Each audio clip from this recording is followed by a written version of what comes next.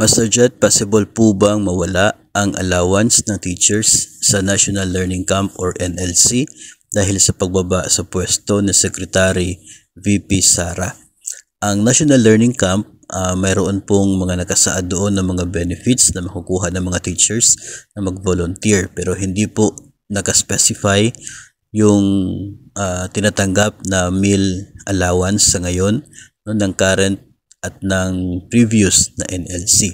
Hindi po nakasa doon na specifically na mayroong 250 na meal allowance during the NLC. No? So kaya possible talaga na magkakaroon ng pagbabago dito if ever mayroong bagong DepEd Secretary. No?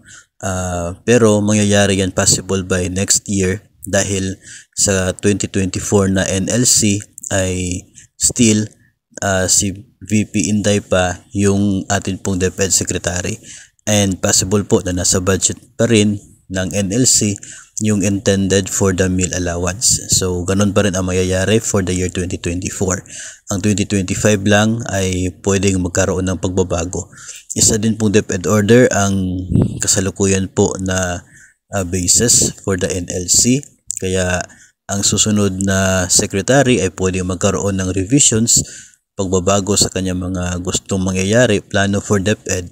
So possible na mayroon talagang mga changes pagdating ng 2025. Abangan na lamang po natin yung future issuances ng Department of Education during the new na DepEd Secretary after po ng effectivity dito sa resignation ni VP Inday as DepEd Secretary.